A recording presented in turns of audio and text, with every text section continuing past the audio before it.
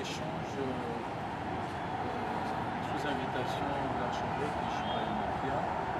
Cet échange qui s'est articulé sur plusieurs points qui s'inscrivent aux questions de l'heure. Questions de l'heure, questions de dialogue, questions de réforme constitutionnelle, questions de sécurité. Les questions de l'heure, nous sommes ici parce que nous sommes le bureau de représentation de la jeunesse congolaise, nous sommes le Conseil national de la jeunesse. Nous avons cette mission de discuter, d'être l'interlocuteur de toutes les institutions du pays, surtout pour faire entendre la voix de la jeunesse et faire participer la jeunesse à tous les mécanismes de bonne gouvernance de notre pays. Les questions sur les échanges que nous avons eus au niveau de Bujumbura avec le président en exercice de l'Union africaine ont été évoquées. Nous, en tant que jeunes, il était important que l'on sache de quoi il était question à Bujumbura. C'est pour notre pays.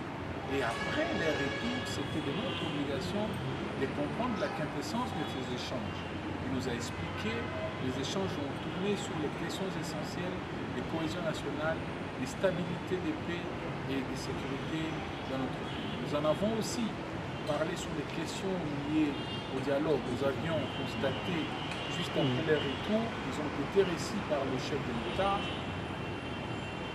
Bien sûr, la première des échanges de Bujumbura qui ont été donnés, la première a été donnée au président de la République. Et nous, les jeunes, on était aussi en obligation de savoir. Il y a eu l'annonce juste après cette audience d'un probable dialogue. Il était important que l'on signifie que nous, en tant que Conseil national de la jeunesse, la voix officielle des représentants de la jeunesse congolaise, nous avons mené des consultations dans les 145 territoires, dans les 26 provinces, et toutes les jeunes confondues, vous voyez même les artistes musiciens sont associés dans ces démarches pour dire que, évidemment, nous avons besoin d'un dialogue, mais le dialogue ne peut pas remplacer la justice, mais le dialogue ne va pas être une table de plus au partage du pouvoir, mais le dialogue qui sera également un dialogue qui permettra la représentation de la jeunesse au vrai sens du terme. La population congolaise est estimée à près de 100 millions et la jeunesse représente 65%. À ces dialogues, nous aimerions avoir 65% de la jeunesse pour faire développer, participer et donner aussi nos réflexions parce que nous sommes au XXIe siècle. Nous sommes à la période de la mondialisation où la jeunesse fait partie des éléments clés de cette approche de mondialisation. Et si nous aimerions voir une RDC émergente, il faudrait que l'on mette la jeunesse au centre de toutes les discussions de gouvernance de notre pays. Comme le premier de tous les jeunes Congolais.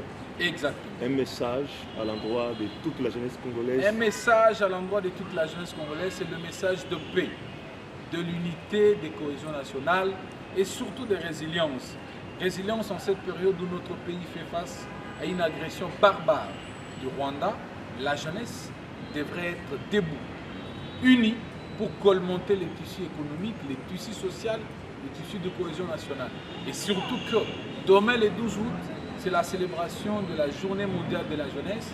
Je lance un message solennel à toute la jeunesse congolaise, dans les territoires, dans les villes, dans les quartiers, dans les communes, dans les recoins, de rester debout pour soutenir la paix, soutenir les institutions de notre pays, surtout pousser pour que la stabilité sociale et économique revienne.